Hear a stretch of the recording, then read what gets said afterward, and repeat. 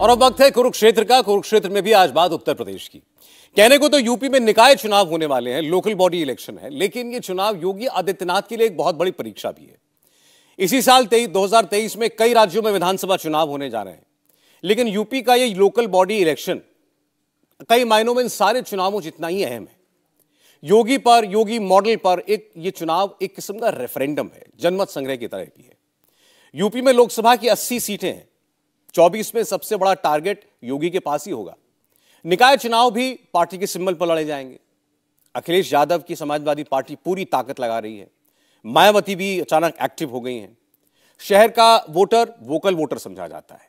निकाय चुनाव का वोटिंग पैटर्न और लोकसभा चुनाव का वोटिंग पैटर्न भी काफी मिलता जुलता है। अगर आप योगी और उनके विरोधियों का चुनाव प्रचार देखें तो मुद्दे भी वही हैं जो विधानसभा लोकसभा चुनाव में होते हैं।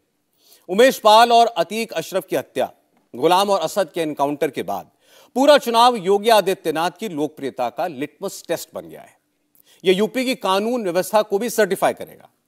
क्या योगी के लॉ एंड ऑर्डर के दावे पर लोगों का इकबाल बढ़ा है या कम हुआ है? आज कुरुक्षेत्र में हम योगी आदित्यनाथ के उन बयानों पर भी बात करेंगे जो इन चुनावों का नैरेटिव गढ़ रहे हैं। लेकिन पहले एक छोटी सी रिपोर्ट। यूपी बदल चुका है। माफियाओं के मंसूबों से बदनाम रहा उत्तर प्रदेश अब सीएम योगी के धर्म चक्र चलने के बाद उत्तम प्रदेश बन चुका है। मंच चाहे कोई भी हो, मौका चाहे कैसा भी हो, सीएम योगी का मैसेज क्लियर है।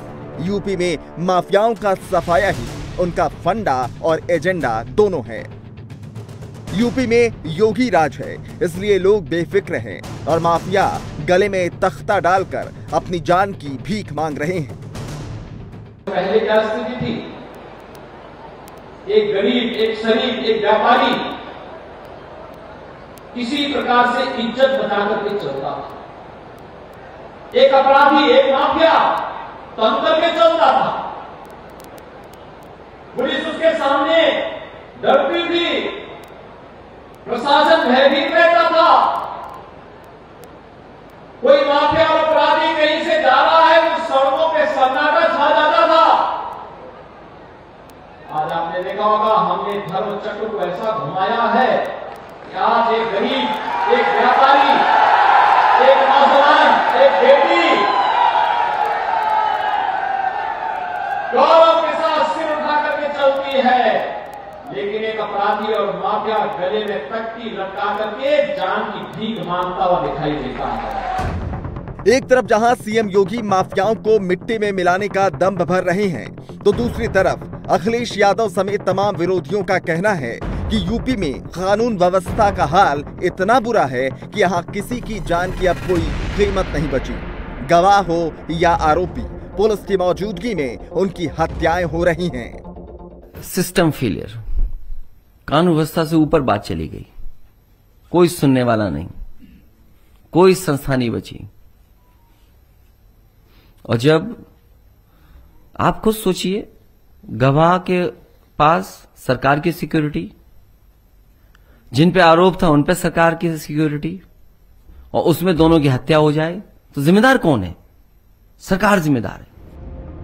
यूपी में एनकाउंटर हो या फिर मामला अतीक अशरफ की हत्या का हो, जितनी पुरजोर तरीके से विरोधी सीएम योगी को कानून व्यवस्था के मामले में फेल साबित करने में जुटे हैं, उतनी ही मजबूती से सीएम योगी लगातार ये बताने में लगे हैं कि उनके कड़े फैसलों से यूपी की पहचान बदली है।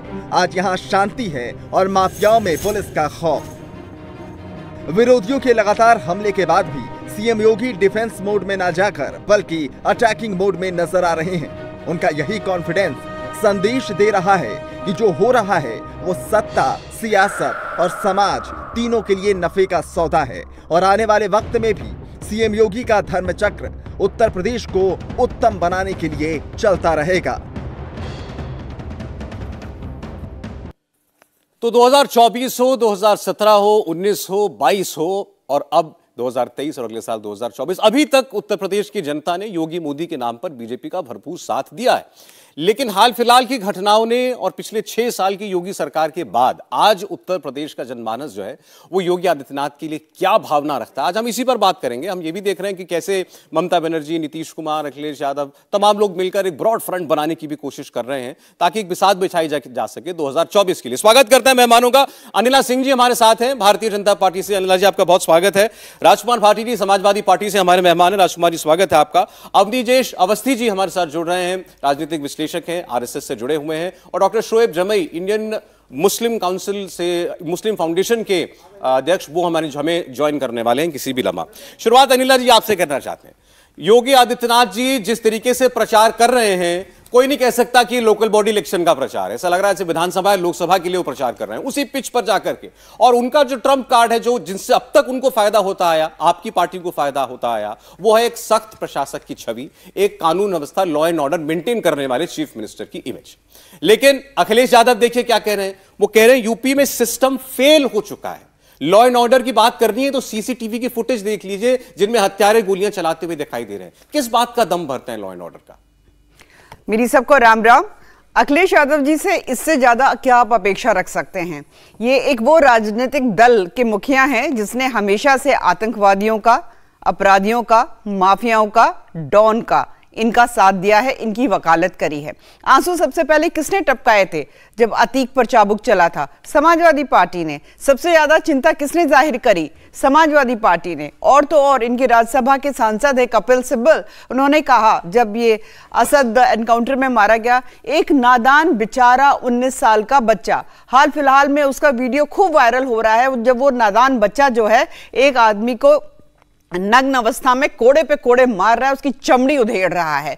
तो आप इस पार्टी की मानसिकता समझिए कि जब ये लोग जो कहते हैं ना कि भाई लाइन के उधर खड़े हैं जिधर जो है जितने भी इलीगल एलिमेंट्स पाए जाते हैं, तो इन्हें तो समझ में ही नहीं आएगा कि कानून व्यवस्था क्या होती है, लॉ एंड ऑर्डर क्या होता है। हाँ, 2017 से जो जंगल राज उत्तर प्रदेश में चल रहा था, उस जंगल में मंगल करने की शुरुआत किसने करवाई योगी आदित्यनाथ जी ने, क्योंकि चाबुक चला ऐसे एलिमेंट्स पे जो कि उत्तर प्रदेश को उत्तम प्रदेश ना बनाकर उल्टा प्रदेश बना रहे थे। अब ये उत्सवों का प्रदेश हो चुका है। आप ये कहना चाहती हैं कि अतीक अहमद की पुलिस कस्टडी में हत्या हो गई, इसके बावजूद लोगों का भरोसा बढ़ा है इस सरकार पर?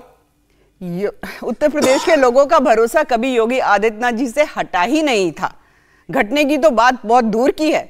अरे इंदिरा गांधी जी की हत्या हुई कि नहीं हुई? राजीव गांधी जी की हत्या हुई कि नहीं हुई? इस तरीके से हमने देखा है कि असैसिनेशंस होते हैं पॉलिटिकल। अगर बहुत सारे लोग करें ना, सांसद महोदय, विधायक महोदय, इनकी हत्या हो गई, तो जो लोग सांसद महोदय और विधायक महोदय कहते हैं उनके लिए भी मैं कहती हूँ पॉलिटिकल असैसिनेशंस पहले नहीं देखे हैं क्या?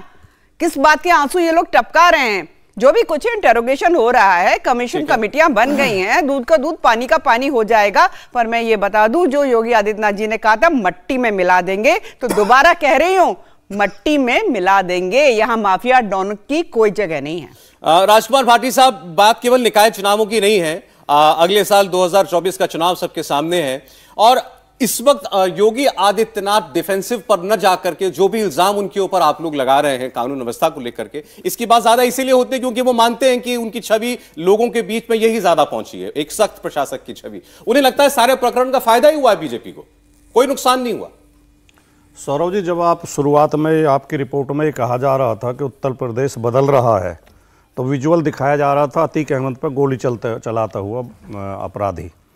तो अगर ये बदलाव है और इस बदलाव पे कोई खुश होना चाहता है तो कम से कम हम तो खुश नहीं हो सकते।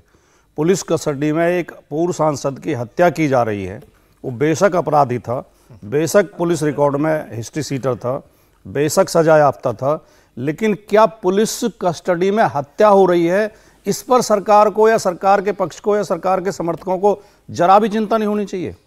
अनिला जी ने अपने पार्टी और अपनी सरकार के प्रशंसा में कई बातें कही, केवल एक बात सच कही कि 17 में भी हम जीते, 22 में भी जीते, 19 में भी जीते, केवल ये सच है।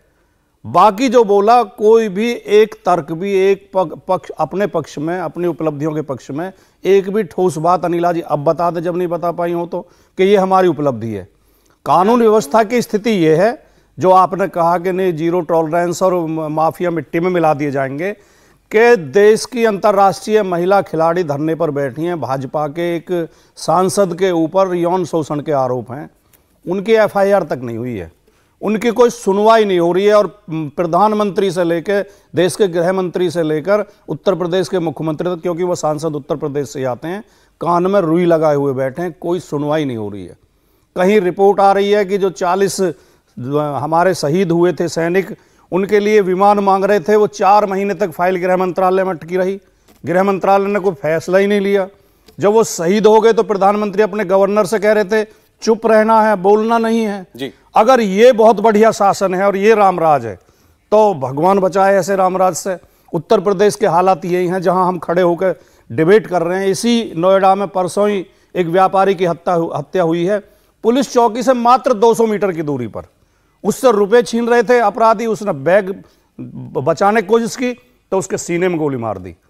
और प्रदर्शन हो रहे हैं 2 दिन से, व्यापारी सड़क पर हैं, कोई अरेस्टिंग नहीं हुई है, कोई पता नहीं है। लेकिन आज ही का स्टेटमेंट आपने सुना होगा, हमने भी रिपोर्ट में भी दिखाया, योगी आदित्यनाथ तो कह रहे हैं 6 साल में धर्म चक्र ऐसा घुमा दिया है, पहले प्रशासन पुलिस डरती थी, आज तख्ती लटकाकर घूमता है अपराधी।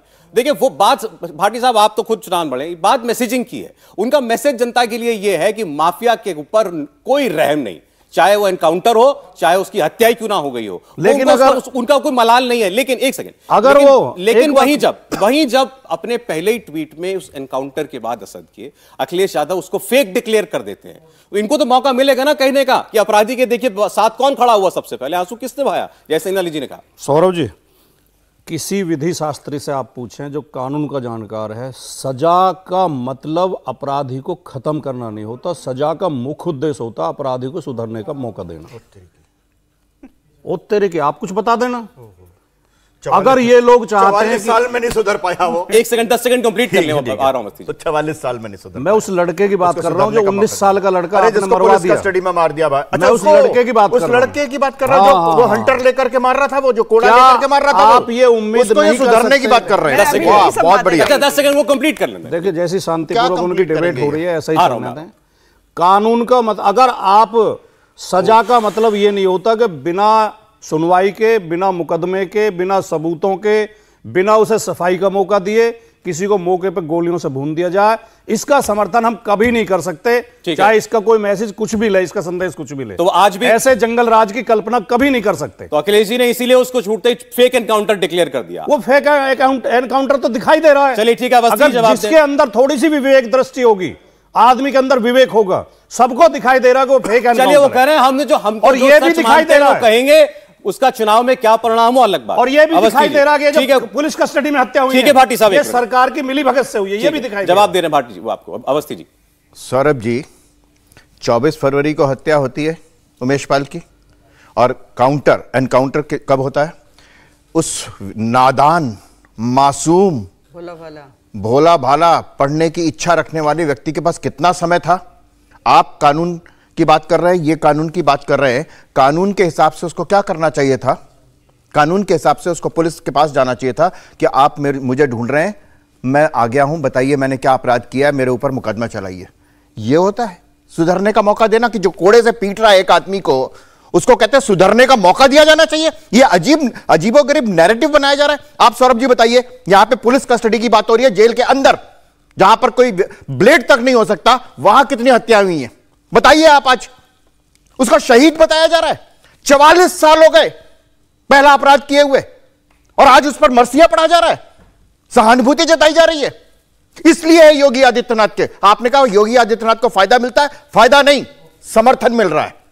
यह फायदा और लाभ की बात नहीं है, यह समर्थन की बात है लोकतंत्र में। और आपने कहा कि ये 2 सच हैं या 3 सच हैं। सच है तो सत्यमेव जयते, यही सच की जीत होती है। आपने इस सच को स्वीकार किया, बहुत अच्छा किया आपने। आपने कहा योगी आदित्यनाथ को समर्थन मिल रहा है, तो वो कहते हैं ये एनकाउंटर राज का समर्थन है। कौन? आप फिर सुन लीजिए ना, की कस्टडी में हत्या सुन लिया, आपका सवाल सुन लिया। आपने बताया कि 183 अगर एनकाउंटर हुए हैं, 183 एनकाउंटर की मजिस्ट्रेटी जांच हुई है, कितनी जांच में वो एनकाउंटर फेक पाए गए? क्या वो किसी सामान्य व्यक्ति का किया गया? क्या वो इनामिया बदमाश था कि नहीं था? क्या उसने लोगों को तंग किया था कि नहीं किया था? अपराध किए थे कि नहीं किए थे? लोगों से पैसे लूटे थे? जमीन पर कब्जा किया था? आप ही सब लोग तमाम चैनल दिखा रहे हैं कितने लोगों की जमीनें हड़प कर ली, जो चीज उसको पसंद आई, जमीन हो या कुछ और, वो उसको चाहिए। और इस पर डिबेट हो रही है, शहीद बताया जा रहा है उसको। ठीक है, क्योंकि एक खास विशिष्ट समुदाय से था। आप एक बार बताइए, इनकी पार्टी का एक नेता कहता है कि उसकी बेवा पर रहम करो।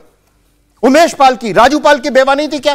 ठीक है, ठीक है, भाटी साहब जवाब। अशोक साहू की बेवा नहीं थी क्या? भी आ गए स्टूडियो में। शोएब जी मैं आता हूं आपके पास। अवनीश अवस्थी जी ने जो 2-3 बातें कही, मासूम, आपके शब्द मैं नहीं कह रहा भैया, नहीं मेरे मुंह पे डाल दो। मेरे इन्वर्टेड कॉमर्स में था ये आपके हिसाब से। नो, यही तो मैं आपको झूठ खोलना चाहता हूं। नहीं, ये तो आपका झूठ मैं कह रहा था। सुनते नहीं, एक सेकंड में यही सुना इन्होंने क्या कहा, बात करते हैं ना, रुके। ऐसा है ना, इन्होंने कहा 19 साल का लड़का था, उसको सुधरने का मौका मिलना चाहिए था, किसी की जान लेना ये कानून का उद्देश्य नहीं है, ये इन्होंने कहा था। मैंने ना मासूम कहा, ना निर्दोष कहा, ना मुझे कोई हक है किसी को निर्दोष कहने का। ठीक है, अरे 19 साल के लड़के का मतलब यही था इनका। अभी तो हम इनके सामने हैं, उनकी कहीं बात पर बात। ये ऐसे ही शासन चलाते हैं जिस तरह डिबेट चला रहे हैं। बोलिए। अब दोनों चिल्लाने लगे, बात सुनने नहीं देंगे, असली बात आने नहीं देंगे। गंभीर बात यह है कि उसने लोगों को लूटा, हत्या की उसने, बलात्कार किया उसने। असली बात यह है, बात पूरी हो जाए एक एक करके। नहीं, ये बात आप उनकी बात पर एतराज हो, आप जवाब दे दीजिए। आप एक बात है कि मैं बिल्कुल शांति से सुन रहा था जब आप बोल रहे थे को मार दिया। अच्छा चलिए ठीक, आपकी बात सुनी सबने। मैं बिल्कुल शांति से कहा वो मासूम नहीं था, और ये कह रहे हैं मैंने भी ये शब्द इस्तेमाल नहीं किया। बात पूरी कर लें। मैंने ना मासूम कहा, ना निर्दोष कहा। दूसरी बात इन्होंने कहा क्योंकि वो मुस्लिम समुदाय से आता है इसलिए, ना मैंने कहा किसी समुदाय से आता है। समुदाय का मैंने। तीसरी बात इन्होंने कहा कि जो मुठभेड़ में 183 लोग मारे गए हैं वो तो जमीनों पर कब्जे कर रहे थे, माफिया थे। अभी लेटेस्ट मुरैना के 21 साल के लड़के को, आकाश गुजर को मार दिया आगरा पुलिस ने, और कोर्ट ने पुलिस के खिलाफ आदेश दिए मुकदमा दर्ज करने के। हो रहे ना, अगर कोई गलत हुआ तो लड़के के खिलाफ कोई एफआईआर हुए। एक सेकंड भाटी साहब, मैं तो यहां से आज बात आगे कर रहा हूं क्योंकि हम लोग अतीक अहमद और असद पर काफी बात कर चुके हैं। कहना ये जो बात अनिला जी ने कही, हमें समर्थन मिल रहा है, जनता हमारे साथ है। मेरी बात को गंभीरता से सुने और दर्शक भी सुने, बहुत संक्षेप में कह रहा हूं। सजा का उद्देश्य, पहला उद्देश्य होता है व्यक्ति को सुधरने का मौका देना, दूसरा उद्देश्य होता है उसको डरा के रखना ताकि वो अपराध ना करे, और तीसरा उद्देश्य होता है एक मतलब जो उसने क्राइम किया उसके बदले में उसको दंडित यानी परेशान करना। अतीक से मुकदमे क्यों? लेकिन क्या जब आप गोली मार देंगे तो किसी को सुधरने का मौका देंगे? अच्छा चलिए ठीक है, ये बात तो। और दूसरी बात कहना चाहता हूं, दूसरी बात कहता हूं, पूरे दुनिया का जो कानून का अध्ययन करते हैं उसका रिजल्ट ये है कि जहां जहां सख्त कानून है वहीं क्राइम ज्यादा है। अच्छा भाटी साहब, मैं आपसे सिर्फ इतना पूछना चाहता हूं, कानून सख्त नहीं होना ये बातें आप जनता को तक पहुंचा रहे हैं। योगी आदित्यनाथ खुलकर कह रहे हैं कि यूपी के अंदर अब 6 साल पहले वाला मामला नहीं है, तब प्रशासन परेशान रहता था, जब अपराधी परेशान है। अनिला जी ने बड़ा खुलकर साफ कह दिया, जनता का समर्थन हमें मिल रहा है। मैं चुनाव की बात आपसे खुलकर चुनाव की बात बताइए, चुनाव में यूपी के अंदर पहले से भी खराब पोजीशन है। अभी इंडिया जस्टिस रिपोर्ट आई है, अपराध वहीं होते हैं। देखो बीच में इस बात से कौन सहमत है यहाँ पर, बता दीजिए। इंडिया जस्टिस रिपोर्ट आई है, आपने जरूर देखी होगी। इंडिया जस्टिस रिपोर्ट ने 18 प्रदेशों की रिपोर्ट दी है, भारत के 18 प्रदेशों की। कानून व्यवस्था में, कानून का राज स्थापित करने में, न्याय देने में उत्तर प्रदेश का नंबर 18वां है। अभी लेटेस्ट आई है। भाटी साहब ये बताइए, अरे 2017 से पहले उस बात बोलिए ना, मैं बोल रहा हूं 2017 से पहले बता देता हूं। भाटी साहब आपकी बात आ गई मेरे ख्याल, आपने कहा 18वां नंबर है, लंबा हो जाएगा वो तो व्यक्ति एक ही बात में केवल 5 सेकंड में। ये एनसीआरबी का आंकड़ा मैं बता रहा हूं। जब अखिलेश यादव जी की सरकार थी उत्तर प्रदेश में प्रत्येक वर्ष आईपीसी के मुकदमे जो दर्ज होते थे 2,35,000 क्राइम हो रहा था। ठीक है। अब बाबा की सरकार में 19 में 3,53,131, 20 में 3,50,000 की कम था, तब तो मुकदमे दर्ज नहीं किए जाते थे। एनसीआरबी का जवाब आप दें, मैं शोएब इसके बाद 30 सेकंड, बस 30 सेकंड। जी, आपने खुद ही बता दिया कि पहले तो एफआईआर दर्ज होती ही नहीं थी। मालूम है ना मुझे, पॉलिटिकल आरोप और उसका जवाब। और दूसरी बात, जनता से माइक ले जाके पूछिए आप। 80% डकैती और लूट में 80% की कमी आई है एनसीआरबी के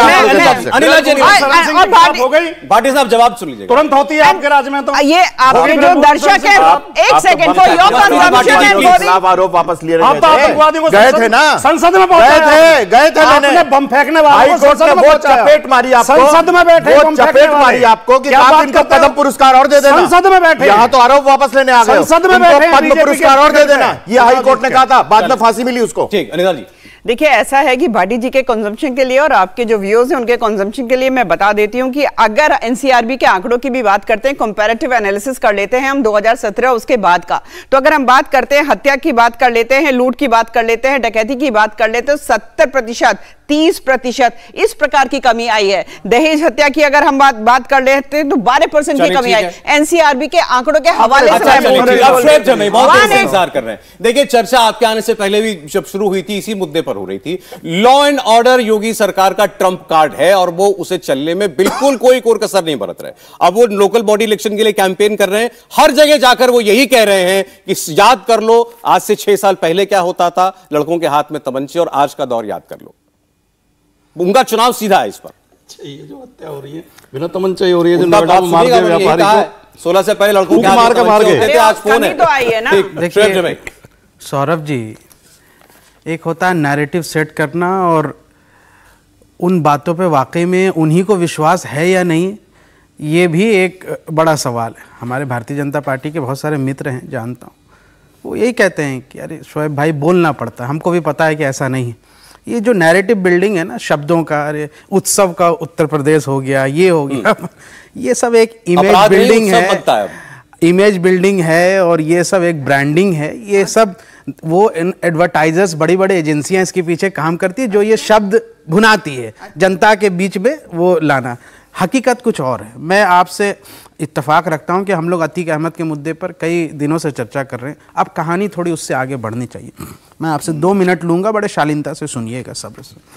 कि देखिए, राष्ट्रीय परिदृश्य में जो मुस्लिम लीडरशिप की एक कह सकते हैं कि जो सिनेरियो है, उसमें बहुत सारे ऐसे उर्दू नाम वाले लीडर का नाम रहा है जो वर्चस्व वाले रहे, अपने कॉन्स्टिट्यूंसी से हट करके भी उनका दूसरी जगह नाम रहा, या सेंटिमेंटल जुड़ाव है जनता के साथ कहीं ना कहीं एन केन प्राकरण से।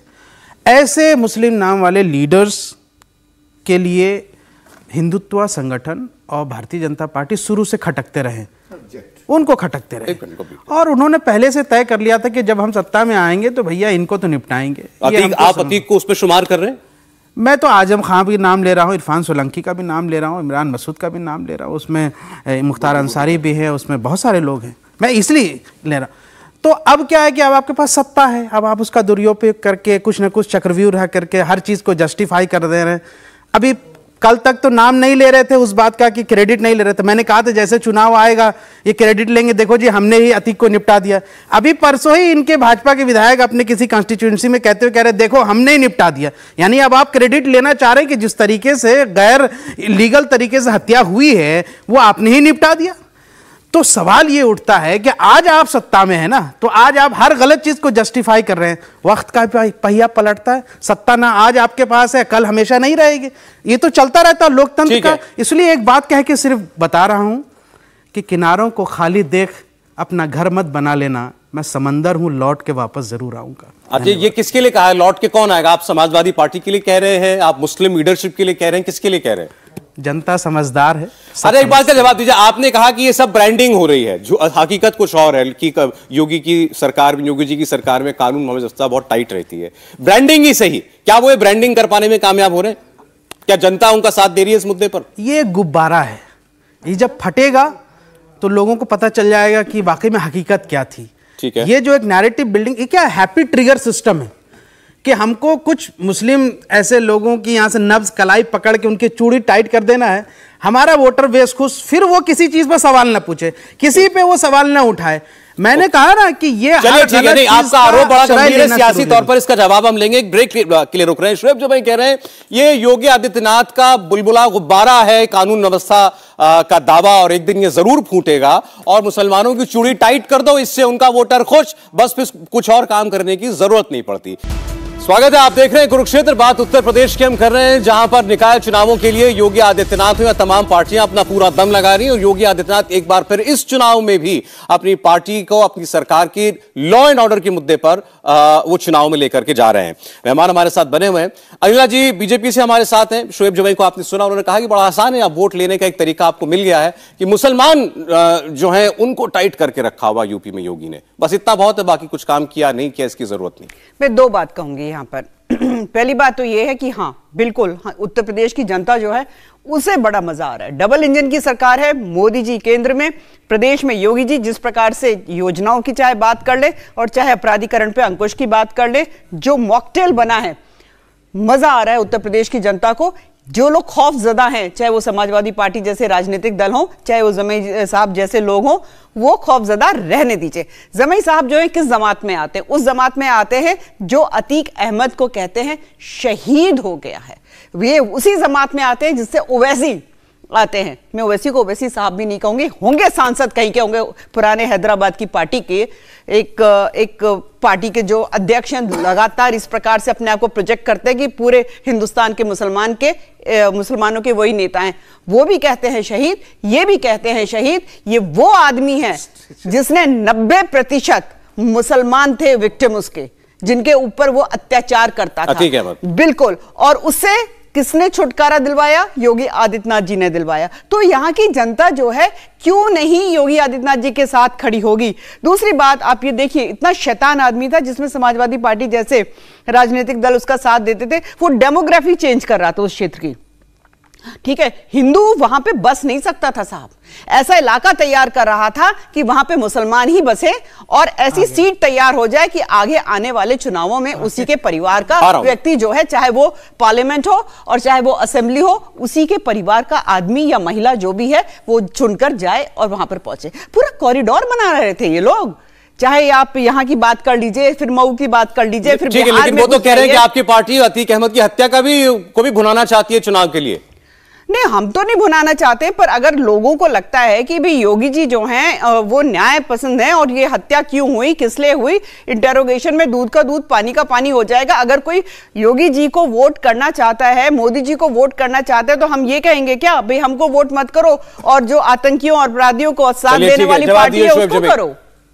देखिए, प्रत्यक्ष को प्रमाण की जरूरत क्या? जो मैं बात कह रहा था कि वो जो मुस्लिम पॉलिटिकल लीडरशिप है उसका जहां भी वर्चस्व बढ़ता हुआ दिखता है, भारतीय जनता पार्टी को खटकने लगता है। अभी अनिला जी ने बहुत अच्छे शब्दों में कहा कि देखिए वो उस इलाके में अपना एक मुस्लिम वर्चस्व बना रहे थे, यही बात तो खटक रही थी। वो गैंगस्टर था, डेमोग्राफी बदल रहा है। ये इसलिए मैंने कहा कि ये वो माफिया थे, भारतीय जनता पार्टी लीडर के साथ उनका व्यापारिक संबंध था, जो बसपा में थे आज भाजपा में आ गए, ये नहीं बताएंगे, लेकिन वो डेमोग्राफी चेंज कर रहे थे, वो वहाँ मुस्लिम लीडरशिप पैदा कर रहे थे। यही हमारे समाज के लोग भी इस बात को समझते हैं। इसलिए मैंने कहा कि जो इन्होंने कॉकटेल की बात कही, कॉकटेल असल में खतरनाक, मॉकटेल, चलिए मॉकटेल में, कॉकटेल शायद आपको पसंद होगा। बहस है, हाँ चलिए मैं उस मॉकटेल में लेके आता हूं। मेरे को एक मॉकटेल है उत्तर प्रदेश में, प्रशासन और सरकार और कुछ ऐसे हिंदी नाम वाले माफिया गैंगस्टर, जिसका लिस्ट मैं थोड़ा सा पढ़ देता हूं।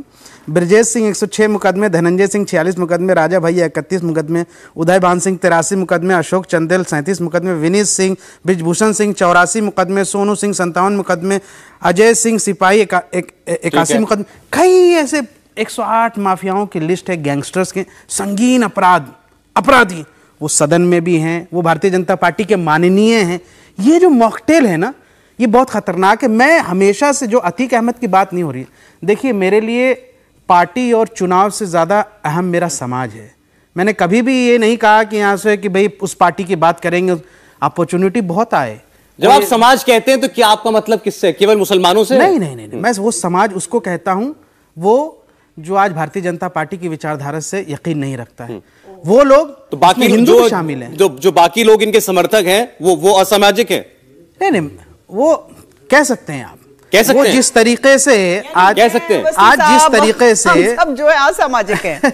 कैसी बातें कर रहे हैं, जिस तरीके से इनका हुड़दंग है, जिस तरीके से हर गलत चीज को जस्टिफाई कर रहे हैं, उस कानून व्यवस्था का जब जनाजा उठा उत्तर प्रदेश में, तो उसको सेलिब्रेट करने के लिए भारतीय युवा मोर्चा ने पटाखे फोड़ दिए, मिठाइयां बांट दी। तो अब आप उस मानसिकता को समझ सकते हैं। ठीक है, इसलिए उनको आप असामाजिक तत्व कह रहे हैं। चले एक बार जरा अवस्थी साहब जिक्र करें। सौरभ जी, आपको एक तो वो अतीक अहमद को कहते हैं मुस्लिम लीडरशिप। सौरभ जी, समाजवादी पार्टी किसी AIMIM का तो था नहीं, वो किसी ऐसी मुस्लिम पार्टी का तो था नहीं, तो समाजवादी पार्टी में रहा या बसपा में रहा। पहली बात बड़ी साफ सी है, इन्होंने कहा डेमोग्राफी की बात इन्होंने कही, मुझे नहीं मालूम, लेकिन आप एक बात बताइए कि तमाम उन राज्यों में या कुछ राज्यों में इस इलाके से रामनवमी का जुलूस नहीं निकलेगा, क्योंकि ये संवेदनशील हैं। यहां पर अल्पसंख्यक रहते हैं।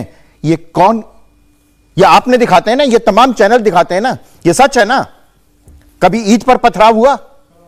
एक पत्थर पड़ाओ कहीं, लेकिन हर रामनवमी, हनुमान जयंती, दुर्गा मूर्ति विसर्जन में पथराव होता है। क्यों होता है ऐसा सौरभ जी?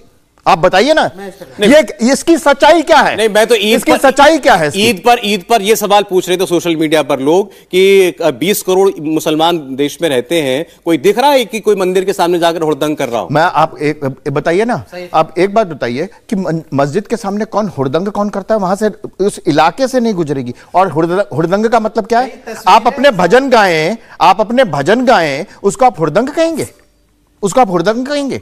क्या हुड़दंग, क्या पत्थर लेकर के आते हैं क्या? और एक बात, आप एक बात बताइए सौरभ जी, आज एक ही बात, इस बात पर हो जाए बात कि मान लीजिए किसी ने नारे लगा दिए, पहले से पत्थर किसने तैयार करके रखे थे? ये बताइए ना सौरभ जी, आप बताइए मुझे। क्या अचानक नारे लगे तो ऊपर से पत्थर कैसे बस? आज ये नैरेटिव सेट हो जाए कि लोगों जी नारे लगे इसलिए पथराव हुआ, तो आप ये बताइए पहले से पत्थर क्यों इकट्ठे कर रखे थे? पेट्रोल बम क्यों कर रखे थे बताइए? अचानक नारा लगा, पथराव शुरू हो गया। मैं मान लेता हूं नारा लगा, मान लिया, पथराव पहले कैसे शुरू हुआ? मेरा काम यह है कि आप जो पॉइंट कह रहे हैं इसको आज की चर्चा में किस कॉन्टेक्स्ट में बता रहा हूं ना, इस कॉन्टेक्स्ट में है, इस कॉन्टेक्स्ट में कि लगातार एक मुख्यमंत्री ये कहे कि देखो यहां से निकलने का मौका तो दे रही हूं, लेकिन किसी भी अल्पसंख्यक के उनको कोई दिक्कत ना हो। ये नहीं, ममता बनर्जी कोई भी हो, मैं किसी का नाम क्यों, उन्होंने तो जब मंच से कहा तो उसमें क्या नाम? नहीं, तो आप नाम लीजिए, अच्छा है ना। मैं एक बात बड़ी साफ सी कह रहा हूं सौरभ जी, इस देश में अगर लोकतंत्र की हत्या, लोकतंत्र का जनाजा, संविधान का जनाजा तब नहीं निकलता जब कोई गवाही तक न पहुंचे, जज सुनवाई करने से मना करते, तब लोकतंत्र का जनाजा नहीं निकलता, तब संविधान का जनाजा नहीं निकलता। किसी के मुंह से नहीं निकला, गवाह बच ना पाए इसलिए उसको मार दो। आप ये कह रहे हैं कि उमेश नहीं, तो वो गवाह भी राजू पाल, भाई राजू सरकार में तो मारा गया उमेश पाल भी। मैं आपको कह रहा हूं, आपको एक बात कह रहा हूं कि संतोष शुक्ला को कचहरी के अंदर 14 गोलियां मार दी गई थी, कृष्णानंद राय को मारी गई, राजू पाल को हॉस्पिटल के अंदर जाके मारा गया, मरे हुए व्यक्ति को मारा गया। इसको आप क्या कहेंगे? क्या कहेंगे आप बताइए? वो कानून, वो तो संविधान का जनाजा नहीं था ना, वो तो बहुत बढ़िया कानून व्यवस्था थी। कहिए आज आप कि ये कानून व्यवस्था बहुत सही थी, हॉस्पिटल के अंदर जाके मार दिया, बहुत बढ़िया किया। क्या हुआ? मरे आदमी को मार दिया। कहिए ना कि वो संविधान का जनाजा नहीं था, लोकतंत्र का जनाजा नहीं था। भाटी साहब, किस आदमी ने कहा था? किस आदमी ने कहा कि कानून व्यवस्था ठीक नहीं? जवाब ठीक है भाटी साहब। आगरा में गोकसी हुई। अरे भैया उसकी बात बताओ, जिसको राजूपाल को हॉस्पिटल के अंदर मारा गया था, वो संविधान का जनाजा था कि नहीं था? तो मुझे आगरा की बात नहीं, पहले उसकी बताओ। आप तो ऐसा करते अरे नहीं, पहले उसके बताओ ना। आज आप कह रहे हैं संविधान का जनाजा निकला, तब निकला था कि नहीं ये बताओ। आप तो ऐसे नहीं, आप गोल पोस्ट, आप किसी और की बात कर देंगे, मैं किसी और की बात नहीं कर रहा ना, मैं ठीक उसी घटना की, उसी व्यक्ति के अपराधों की बात कर रहा हूं। चलिए ठीक है, मैं कहीं इधर उधर नहीं जा रहा। ओके ठीक, भाटी साहब इनकी बात के भी जवाब दीजिए। कह रहे हैं कि पढ़ाते हैं, बीजेपी की सरकार में संविधान पर खतरा आ जाता है हमेशा। नहीं, मैं तो ये पूछना चाह रहा था, जो भी कह रहे थे कि कोई कुछ नहीं कर रहा, गड़बड़ी नहीं कर रहा। आगरा में गोकसी हुई, पुलिस ने गिरफ्तार किया 4 लोगों को, चारों हिंदू महासभा के सदस्य हैं, पदाधिकारी हैं। क्या उद्देश्य था उनका? ऐसे ही लोग तो छोटे रखते हैं, ये छोड़े मतलब ये मतलब इन्हीं की पुलिस ने पकड़ा। अब देखिए सबूत मिल गए सामने आगे पुलिस, अब ये तो सौरभ जी कोई बात नहीं, उसके पीछे उद्देश्य क्या रहा होगा? उद्देश्य जाहिर है दंगा कराना रहा होगा, करना रहा होगा। और अगर वो पकड़ में नहीं आते, ये कतई मानने को तैयार नहीं होते, ये कहते हैं देखो मुसलमानों ने क्या कहा। आप ये आजम खान भाटी साहब ऐसा है कि देखिए ये तो इनकी सरकार कह रही है कि दंगा नहीं हुआ, लेकिन दंगे के प्रयास नहीं हुए, प्रयत्न नहीं हुए, ये तो कोई नहीं कह रहा। अयोध्या में भी ऐसा प्रकरण हुआ था कुछ महीने साल भर पहले, मेरे ख्याल में षड्यंत्र होते हैं। और कम से कम 10 वीडियो ऐसे आए हैं कि रामनवमी का जुलूस जा रहा था शांतिपूर्वक, और जैसे ही मस्जिद आई उन्होंने उछलना शुरू कर दिया और वहां झंडे लगा दिए ऊपर। आपने भी देखे होंगे सोशल मीडिया पे, बिहार शरीफ में, और पथराव किए गए मस्जिदों के ऊपर, बुर्जियां तोड़ी गई, जगह जगह कई जगह आए हैं। लेकिन जो वर्तमान में अब ये कह रहे हैं कि अभी एक बात आई कि ये बढ़ चढ़ के बात कहता है, इतना बड़ा ऐलान कर देंगे कि लोगों को लगेगा एकदम, लोगों को मानसिक रूप से ये करने के लिए सरकार बहुत कुछ कर रही है। ये केवल जुमलेबाजी है। योगी जी ने जब 2017 में शपथ ली थी, सबसे पहले उन्होंने किसान समृद्धि आयोग का गठन किया था और यह ऐलान किया था कि हम किसान की आय दुगनी करेंगे। उसके बाद आज तक 6 साल हो गए हैं, 6 साल में किसान समृद्धि आयोग की एक मीटिंग नहीं हुई।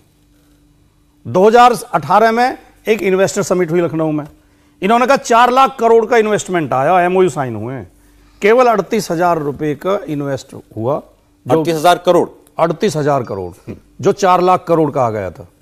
अभी अब नया जुमला लेके आए, अब की बार बता रहे पता नहीं 34 लाख करोड़ अनिला जी, 34.5 लाख करोड़। हाँ 34 लाख करोड़ 34.5। तो ये जुमलेबाजी का, अब ये जो डायलॉग हैं, माफिया को मिट्टी में मिला दूंगा, कितना झूठ बोलेंगे, माफिया को मिट्टी में मिला दूंगा, ये भी जुमला है। और जुमला है 65 माफियाओं की सूची तो खुद योगी जी ने जारी की है। अभी 65 माफिया उत्तर प्रदेश में सक्रिय हैं, जिनके ऊपर 50,000 से लेकर 3 लाख तक का इनाम है।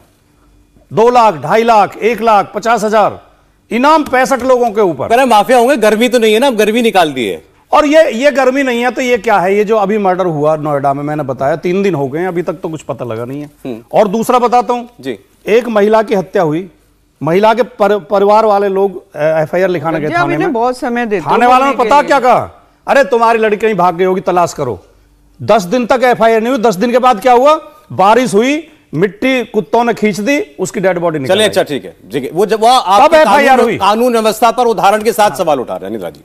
नहीं, गर्मी नहीं, गर्दन कान सब उमेड़ दिए हैं आतंकवादी और अपराधियों को। मैं पश्चिमी उत्तर प्रदेश से आती हूँ सौरभ जी, और ये जो है ना, इसको नर्सरी माना जाता था आतंकवाद की और अपराधियों की, डॉन की, माफिया की। और आज देखिए सोतीगंज, मेरठ, वहां पर जो गाड़ी आती थी, कटपिट के सारे पुर्जे जो हैं अलग अलग होके बिक जाते थे। आज वहां जूते और कपड़े बेच रहे हैं वहां के लोग। ये फर्क आ गया। कहीं दूर मत जाइए, यहाँ अट्टा है ना, वहां पर अट्टा में आप जाकर आप जी, और नोएडा में अट्टा में आप चले जाइए, पहले शाम होते ही वहां पे क्या शराब पीकर और गुंडागर्दी होती थी। जब से योगी जी मुख्यमंत्री बन गए, वहां जाके दुकानदारों से पूछ लीजिए कि क्या कुछ फर्क आया, खुद ही बता देंगे। वो गुंडे कहाँ फना हो गए पता नहीं चला। और पहले शांत रहिए, मैं आपके बीच में नहीं बोल रही थी। दूसरी बात यह है कि लगातार ये हिंदू मुस्लिम ये कह रहे हैं। मैं बाकियों की तो जाती नहीं, मैं 2023 के नाम पढ़ रही हूँ जो मरे हैं एनकाउंटर में, मरे मुकेश, हरीश, प्रशांत, विजय, दीपक, हमजा, अलीशेर, कामरान, गौरी, विजय, सतीश, मनीष, राहुल, भाईराम, राकेश, अवनीश,